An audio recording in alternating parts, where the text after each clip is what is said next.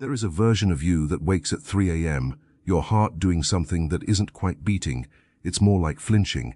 You lie there in the dark, the ceiling pressing down like a low sky as the dream dissolves, retreating into whatever country it came from.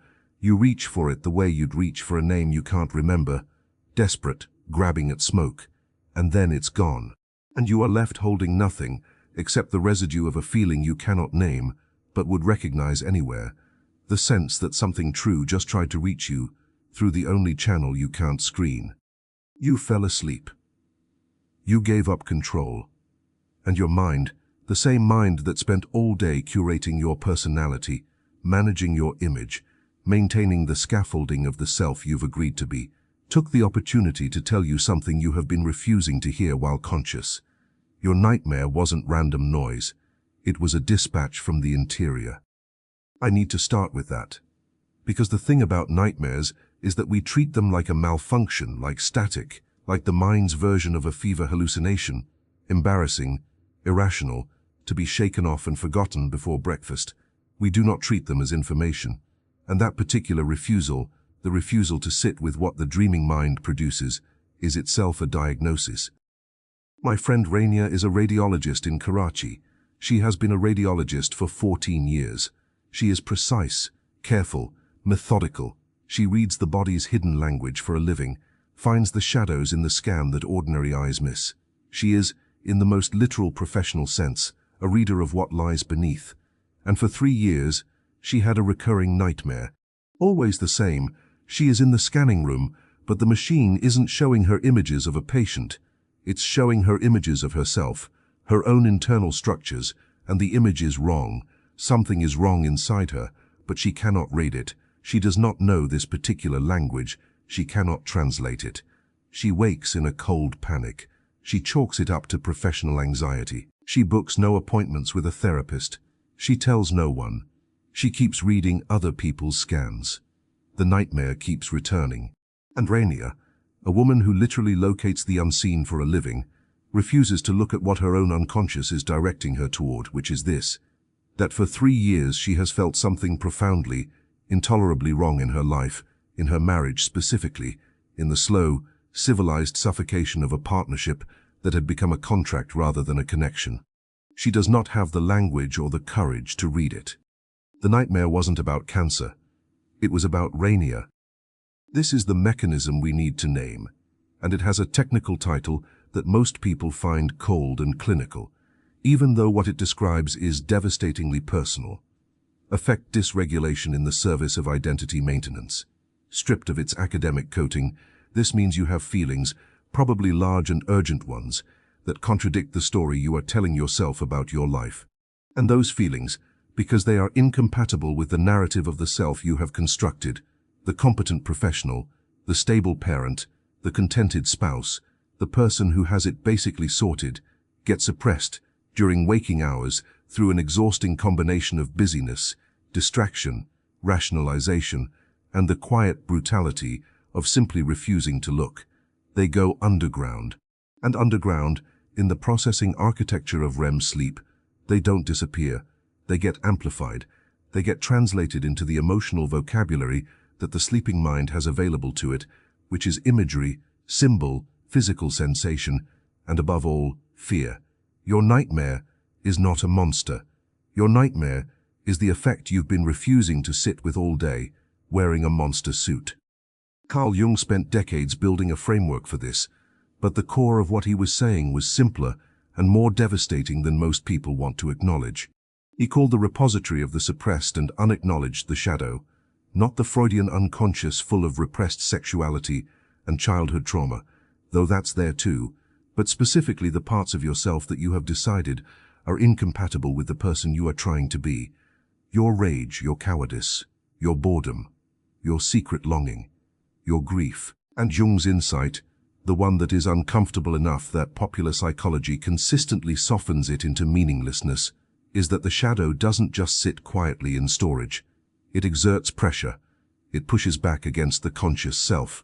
And when you sleep, and the editorial function of the conscious ego goes dark, the shadow gets airtime. It stages its case in the theater of the dream. It makes its argument in the only language it has, dread.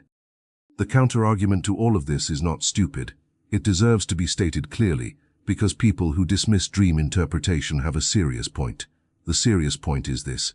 Neuroscience has given us substantial evidence that dreaming is at least partly a consolidation process, a memory filing function, a neurological cleanup cycle. Activation synthesis theory, developed by Hobson and Macaulay in 1977, posits that the narrative content of dreams is essentially the cortex's attempt to make meaning out of random signals generated by the brainstem during REM, that the story is retrospectively imposed on biological noise. Under this framework, your nightmare about your teeth falling out isn't a message. It's the cortex confabulating a narrative around an arbitrary activation pattern, and you are pattern matching your anxieties onto it because human beings are meaning-making machines who cannot tolerate randomness. This is a real argument. I take it seriously, and I want to tell you why it does not dismantle what I'm describing here, but rather deepens it. Even if the initial signal is noise, even if the brainstem is simply firing, the cortex then does something extraordinary. It selects specific images, scenarios, people, and failures to build its narrative around, and that selection is not random. The material it reaches for, the content it uses to confabulate its story, comes from somewhere. It comes from the emotional residue of your actual life. The cortex doesn't randomly generate your boss's face and give him a knife. It doesn't accidentally populate your dreamscape with the specific hallway of your childhood home, the face of the person you wronged, the water that is rising, or the door you cannot open. It selects, and the selection is psychologically legible. The fact that the trigger is neurological noise does not make the content meaningless. It makes it more honest because there is no conscious curator at the door deciding what gets in. So yes, the dream might begin in noise, but what the mind chooses to build with that noise is a portrait of your interior life that is more accurate than anything you'd volunteer in a therapy session. There was a man named Daniel who worked in financial compliance in London. He was 39 years old. He had 2 children. He had a house in Walthamstow that was nearly paid off. He had a pension. He had a marriage that, in his own words, was fine, actually fine, we're okay. He had a recurring nightmare in which he was being buried alive, not dramatically, not in a coffin in a graveyard, but slowly, incrementally, under paperwork. Under reports and spreadsheets and compliance frameworks and regulatory filings, the paper piling higher and higher until the light above him was just a pale rectangle growing smaller. He woke from this dream, went to work, filed his reports, came home, put his children to bed, and lay awake next to his wife in the dark. The nightmare came again. He told his wife. She said, "You're just stressed about the audit." He accepted this. He told himself, "It's just stress." He didn't follow the dream. He snoozed the dispatch. And 5 years later, he is still in that office, except now there is no nightmare. Or rather, he no longer clearly remembers his dreams, because the psyche stops sending messages that aren't received. It doesn't keep shouting into a void. It learns, the way people learn, that certain communications are unwelcome, and it goes quiet. And Daniel, who once dreamed vividly and urgently, who once woke in a sweat with something trying to reach him, now sleeps solidly, wakes unremarkable, goes to work, and is, in every legible way, fine. The absence of nightmares can be a loss. I want you to sit with that, because I think it's the most disturbing sentence in this whole thing. Not the nightmare, the going quiet. There's another dimension here that psychology textbooks treat as pathology, but which I think needs to be understood as something else, a signal of profound honesty. People who have survived genuine trauma have nightmares of extraordinary intensity. Combat veterans, survivors of abuse, people who have lived through displacement and witnessed atrocity. The clinical framework for this is PTSD, and the nightmares are classified as intrusive symptoms to be treated, managed, and reduced. I am not here to argue against treatment, but I want to name something that sits within the clinical reality, something that gets lost in the language of pathology. These nightmares, as devastating as they are the mind's refusal to lie about what happened. The traumatized mind that keeps dreaming the event is a mind that cannot, will not, perform the comfortable cultural narrative that everything is okay. The nightmare is the mind's intractable commitment to truth, even when the truth is unbearable. Viktor Frankl, writing from the very bottom of human degradation, from the death camps, from the place where every scaffold of meaning had been dismantled, described the dreams he and others had in Auschwitz. They dreamed of bread. They dreamed of warmth. They dreamed of the specific faces of the people they loved. And these dreams in the morning made the waking reality more brutal by contrast, not less. The awakening back into the horror was a second punishment. But Frankl didn't pathologize the dreams. He understood them as the psyche's act of preservation. The mind saying, even in this, this is what I am, this is what I need, this is what I refuse to forget that I love. The nightmare, even there, even in that extremity, was not a malfunction. It was a measurement. Now, here is where I have to be honest with myself, and therefore with you, about something uncomfortable. I have had nightmares all my adult life. Not every night, but enough. And I have done exactly what Rainier did, what Daniel did, what almost everyone does. I have labeled them and filed them. Stress dreams. Too much caffeine. I watched something upsetting. I have treated my own night dispatches with the same dismissive professionalism that a bad doctor treats a patient's symptoms. Log it, move on. Don't investigate too deeply because investigation might reveal something that requires a decision. I know the specific architecture of avoidance because I live in it. I know the morning practice of actively forgetting, rolling over, reaching for the phone, flooding the mind with the stimulation of notifications before the dream can fully surface into consciousness, because I do it. I am not speaking from a position of having solved this. I am speaking from a position of recognizing the pattern in myself and finding it, on examination, both understandable and inexcusable. Because here is the real cost. Not the nightmare itself. The nightmare is just the alarm. The cost is the accumulated debt of the unlived life, the unacknowledged feeling, the avoided confrontation, the truth that keeps getting postponed. The cost is Rainier, 5 years past her moment of recognition, still in the marriage that feels like a foreign language, her recurring nightmare finally replaced by dreamless sleep and a low-grade dissociation she describes as feeling a bit foggy, probably just tired. The cost is the specific texture of days that feel technically correct, but experientially hollow, days that you are present for, but not in, days when you move through your life like a character, performing a role written for someone else. I know a woman named Priya who was an architect. Good one. She used to have a recurring dream in which the buildings she designed were collapsing, not because of structural failure, but because they were empty. Nobody lived in them. The spaces she made were technically perfect, and nobody came. She woke from these dreams and talked to her therapist about imposter syndrome, perfectionism, and the fear of failure. They had useful conversations. But the dream kept returning, and it kept returning because it was not about imposter syndrome. It was about the specific question Priya was refusing to ask in daylight, whether she actually wanted to design buildings at all, or whether she had walked into architecture because her father was an architect. The path was clear, and the path of least resistance is its own kind of gravity. The collapsing buildings, the empty spaces, her unconscious was staging, every night, the existential crisis she would not allow herself to have while awake. So Priya left architecture. This is the part where, in a different kind of story, she would find her real calling and flourish. That's not quite what happened. She left architecture and spent 2 years genuinely lost, freelancing in a creative no man's land, taking projects she didn't care about, making less money, watching her contemporaries get promoted, awarded, and recognized while she circled something she couldn't yet name. Her father was not warm about the decision. Her income was halved. She did not, by any conventional metric, succeed.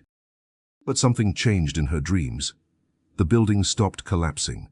She started, for the first time in years, dreaming in color. And I don't say that metaphorically. She described this to me specifically, that her dreams had felt gray for a long time and then, slowly, the color came back. She is currently 3 years into building a practice around spatial design for therapeutic environments, mental health facilities, hospices, spaces built specifically for people in extremis. And she is the first to acknowledge that this might not work financially, that she might have made a ruinous decision by the world's accounting. But her dreams have changed, not to happiness, not to clarify, but to complexity, to texture, to the sense of a life being actually inhabited rather than managed. The dream was the most honest financial advisor she ever had. It just didn't speak in numbers. The mechanism that keeps us from listening needs to be named precisely. It's not stupidity, and it's not weakness. It's the neurological comfort of cognitive consistency, what psychologists call the drive to maintain a coherent self-narrative. Your brain, for metabolic efficiency, is deeply invested in not revising the central story it tells about who you are and what your life means. Revision is expensive. It requires dissolving existing neural pathways and building new ones. It requires tolerating the period of incoherence between the old story and the new one. And that period feels, from the inside, like falling apart. The brain experiences this as a threat. It generates anxiety, resistance, rationalization, the elaborate mental architecture of staying put. And this is not a character flaw. This is biology. You are not weak for finding it hard to listen to what your nightmares are telling you. You are human, in the most precise and neutral sense of the word. But, and I say this as someone who benefits from the same biology, who uses it as an excuse with roughly the same regularity as you do, understanding the mechanism does not absolve you of the choice. You now know the shape of the trap. The trap does not become less of a trap because you understand its engineering. The real, unglamorous work of attending to what your nightmares are telling you is nothing like a therapeutic breakthrough. It's not a sudden revelation. It doesn't happen in one long, honest conversation with yourself. It happens in increments that feel, individually, like almost nothing. It starts with something as simple and uncomfortable as not immediately reaching for your phone when you wake from a disturbing dream, just lying there, just letting the feeling persist for another 60 seconds before you flood it with stimulation. It feels passive. It feels insufficient. It feels like you are not doing anything. But what you are actually doing is refusing, for 60 seconds, the habitual act of suppression. You are letting the dispatch fully arrive. Then comes the harder part, which is trying to describe to yourself. Not analyze, not immediately interpret, describe what you felt in the dream. Not what happened, what you felt, because the content of the dream is the medium, the message is the emotion. The collapsing building isn't the point. The specific quality of loss you felt standing in front of it, that's the point. That emotion is data. That emotion points somewhere in your waking life with an accuracy your rational mind, with all its sophisticated defenses, cannot match. And then, only then, and not in a rush, you ask where in your waking life you are currently feeling some version of that same emotion. Not the dramatic version, the low-level background version you've learned to ignore, the slight contraction in your chest when you open certain emails, the way a particular conversation leaves you feeling smaller than when it started, the specific flatness that descends on Sunday evenings. These are not, as our productivity culture insists, problems to be managed. They are not symptoms of insufficient self-care. They are responses. They are your nervous system registering a reality your narrative self has decided not to register. Your nightmare and your Sunday evening flatness are speaking the same language. They are the same message, arriving through different channels. The odds that you will do this, that you will sit with the dream, resist suppression, follow the emotional thread back into your waking life, and then actually do something about what you find, are not good. This is not pessimism. This is what the research actually shows. Studies on insight and behavior change, across multiple decades and contexts, converge on the same uncomfortable finding. Insight is not sufficient for change. Understanding what is wrong does not automatically motivate one to fix it. The gap between knowing and doing is not a gap of information. There is a gap in cost. The cost of changing, which is real, the discomfort, the risk, the potential loss, the period of not yet, knowing that sits between the old life and the new one, is immediate and certain. The cost of not changing, the slow accumulation of a life not fully inhabited, is deferred and diffuse, invisible in any single day. The brain, which is present biased, chooses the deferred cost almost every time. Most people who watch this will not change. I say that not to demean you or to perform false humility. I say it because the probability is high enough that pretending otherwise would be dishonest, and I am trying here to be honest. You will watch this, and you will feel, perhaps, the specific recognition of something true, that particular cold clarity, and then you will sleep, and you will have a dream, and you will wake, and you will reach for your phone. And the morning will do what mornings do. It will absorb you back into the logistical reality of your life, and the dream will dissolve, and the clarity will dissolve with it, and you will go to work, and the day will be fine, actually fine, we're okay. And the nightmare will return. It will return because the thing it is trying to tell you has not changed. The thing that has not been acknowledged, the feeling that has not been sat with, the life that has not been examined. These do not go away because you are busy. They go underground and they wait. They are patient in an almost geological way. They will wait years. They will wait decades. They will wait decades. They have been known to wait until a hospital room. So the choice, and I hate framing it this way because the binary is reductive, but it is also accurate, is between a life that looks correct and a true life. Not a life that is happy. Happiness is not the metric I am interested in, and it's not the one your nightmares are using. Not a life that is successful by any external measure. A true life that is inhabited, that corresponds, at some level, to the interior reality that your sleeping mind keeps trying to show you, night after night, in the only language it has. Your nightmare is not your enemy. It is the most honest thing about you. The question is whether you have the tolerance to be known.